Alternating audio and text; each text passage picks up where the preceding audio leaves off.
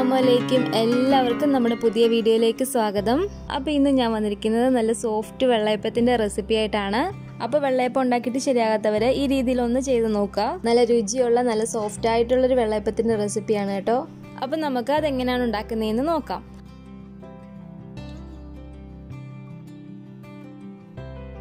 അതിന് വേണ്ടിയിട്ട് നമുക്ക് ആദ്യം പച്ചരി വെള്ളത്തിൽ കുതിർത്തി വെക്കണം. ഞാനിവിടെ ഒരു 1.5 കപ്പ് പച്ചരിയാണ് എടുക്കുന്നത്. ഈ ഒരു കപ്പിലാണ് ഞാൻ പച്ചരി അളന്നെടുക്കുന്നത്. ഈ ഒരു കപ്പ് എന്ന് പറയുന്നത് 250 ml കപ്പാണ്. അപ്പം നമുക്ക് ഈ പാത്രത്തിലേക്ക് പച്ചരി ഇട്ട് കൊടുക്കാം.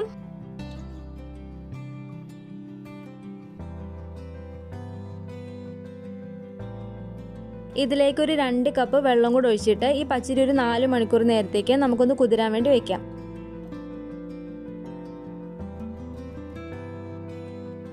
അപ്പോൾ പച്ചരി ഒരു 4 മണിക്കൂറോളം വെള്ളത്തിൽ കിടന്ന് കുതിർന്നിട്ട് ഇതുപോലെ കഴുകി എടുത്ത് വെച്ചിട്ടുണ്ട്. പിന്നെ നമുക്ക് ഇതിലേക്ക് വേണ്ടത് ചോറാണ്. ഞാനിവിടെ ഒരു 8 ടേബിൾ സ്പൂൺ ചോറ് എടുത്തിട്ടുണ്ട്.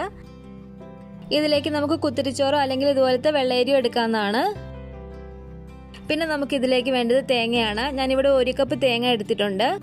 അപ്പോൾ നമുക്ക് ഇവയെല്ലാം കൂടെ മിക്സിയുടെ ജാറിലേക്ക് ഒന്ന് മാറ്റി കൊടുക്കാം.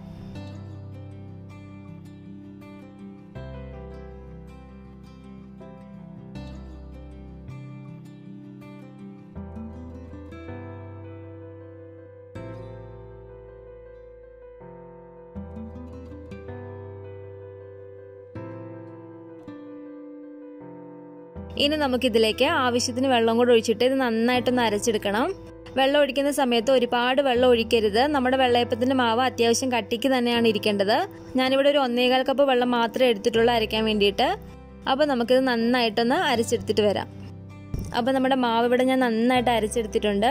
ഇനി നമുക്ക് വലിയൊരു പാത്രത്തിലേക്ക് മാറ്റി കൊടുക്കാം.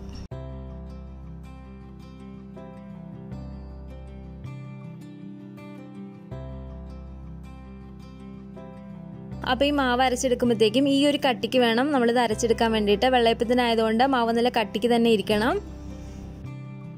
അപ്പോൾ നമുക്ക് ഈ മാവ് പൊങ്ങാൻ വേണ്ടിയിട്ട് ഒരു 8 മണിക്കൂർ നേരമെങ്കിലും വെക്കണം. ഇപ്പോൾ രാത്രിയിലാണ് ചെയ്യുന്നതെങ്കിൽ നമുക്കിത് രാവിലെ എടുക്കാവുന്നതാണ്.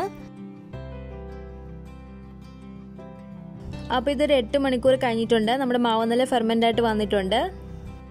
ഇനിയാണ് നമ്മൾ ഇതിലേക്ക് ഈസ്റ്റൊക്കെ ചേർത്ത് കൊടുക്കുന്നത്. അപ്പോൾ ഇനി നമുക്ക് ഈ പാത്രത്തിലേക്ക് 1 ടീസ്പൂണ് പഞ്ചസാര ഇട്ട് കൊടുക്കാം. ഇതിലേക്ക് ഒരു 1.5 ടീസ്പൂണ് വെളിച്ചെണ്ണയും കൂടെ ചേർത്ത് കൊടുക്കാം. ഈ വെളിച്ചെണ്ണ ചേർത്ത് കൊടുക്കുന്നത് എന്തിനാന്ന് വെച്ചാൽ അപ്പം നല്ല സോഫ്റ്റ് ആയിട്ട് കിട്ടും. അപ്പോൾ ഈ വെളിച്ചെണ്ണയും പഞ്ചസാരയും കൊണ്ട് നമുക്ക് നന്നായിട്ടൊന്ന് മിക്സ് ചെയ്തിട്ട് ആ പഞ്ചസാര ഒന്ന് ചെറുതായിട്ട് അലിയിച്ചെടുക്കാം.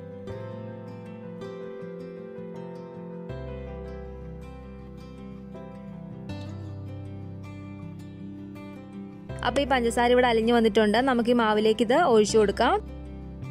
എന്നിട്ട് നന്നായിട്ട് ഒന്ന് മിക്സ് ചെയ്തിട്ട് എടുക്കാം.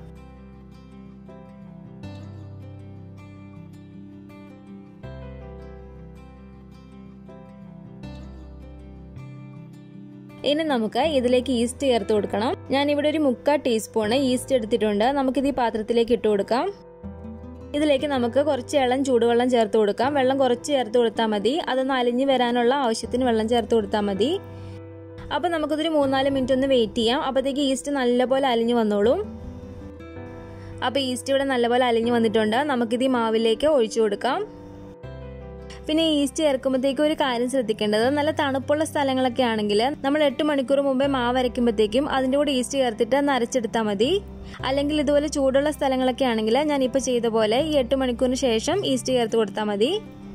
എന്നിട്ട് നമ്മൾ 1 മണിക്കൂറൊക്കെ വെക്കുമ്പോഴത്തേക്ക് ഇത് നല്ലപോലെ പൊങ്ങി വരുന്നതാണ്. അപ്പോൾ ഈ ഈസ്റ്റും കൂടെ ചേർത്ത് നമുക്ക് നന്നായിട്ടൊന്ന് മിക്സ് ചെയ്തിട്ടെടുക്കാം. അപ്പോൾ നമുക്കിത് മൂടി വെച്ച് അടച്ച് ഇത് 1 മണിക്കൂർ നേരത്തേക്കും കൂടെ ഒന്ന് വെക്കാം. 1 മണിക്കൂറിന് ശേഷം ഇത് നല്ലപോലെ പൊങ്ങി വരുന്നതാണ്. അപ്പോൾ ഇതൊരു 1 മണിക്കൂർ കഴിഞ്ഞിട്ടുണ്ട്. ഇപ്പോൾ കണ്ടില്ല, നല്ലപോലെ നമ്മുടെ മാവ് പൊങ്ങി വന്നിട്ടുണ്ട്. ഇനി നമുക്ക് ഇതിലേക്ക് ആവശ്യത്തിന് ഉപ്പും കൂടെ ചേർത്തിട്ട് നന്നായിട്ടൊന്ന് മിക്സ് ചെയ്തിട്ടെടുക്കാം.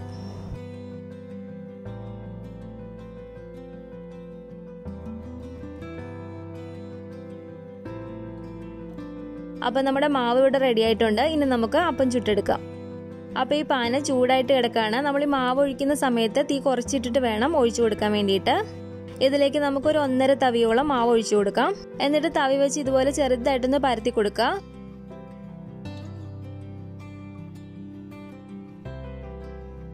അപ്പോൾ ഇതിനകത്ത് ഇതുപോലെ ചെറിയ ചെറിയ ഹോൾസ് വന്ന് തുടങ്ങുമ്പോഴത്തേക്കും നമുക്ക് ഈ മൂടി വെച്ച് അടച്ചിട്ട് ഇതൊരു 1-2 മിനിറ്റ് ഒന്ന് നമുക്ക് വേവിച്ചെടുക്കാം.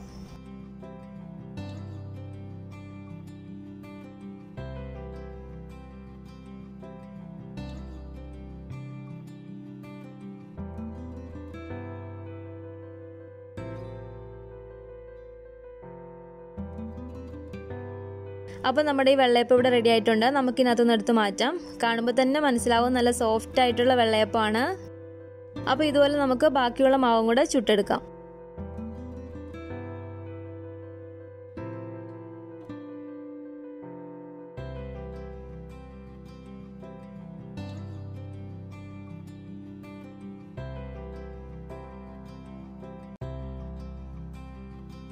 അപ്പോൾ നമ്മുടെ ഈ സോഫ്റ്റ് വെള്ളയപ്പത്തിൻ്റെ റെസിപ്പി നിങ്ങൾക്ക് എല്ലാവർക്കും ഇഷ്ടപ്പെട്ടെന്ന് കരുതുന്നു.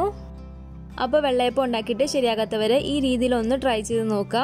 അപ്പോൾ നമ്മുടെ ഈ റെസിപ്പി ഇഷ്ടപ്പെട്ടെങ്കിൽ ലൈക്ക് ചെയ്യുക, നിങ്ങളുടെ ഫാമിലി ഫ്രണ്ട്സൊക്കെ ആയിട്ട് ഒന്ന് ഷെയർ ചെയ്ത് കൊടുക്കുക. പിന്നെ പുതിയതായിട്ട് ആരെങ്കിലും ഈ ചാനൽ കാണുന്നുണ്ടെങ്കിൽ താഴെ കാണുന്ന റെഡ് സബ്സ്ക്രൈബ് ബട്ടൺ ഒന്ന് പ്രസ് ചെയ്ത് സപ്പോർട്ട് ചെയ്യണേ. ബെല്ലൈക്കണും കൂടെ ക്ലിക്ക് ചെയ്താൽ ഞാനിടുന്ന എല്ലാ റെസിപ്പികളും നിങ്ങൾക്ക് നോട്ടിഫിക്കേഷനായി കിട്ടുന്നതായിരിക്കും. ഇൻഷാ അല്ലാഹ് വീണ്ടും നമുക്ക് ഇതുപോലെയുള്ള നല്ല നല്ല റെസിപ്പികളായിട്ട് കാണാം.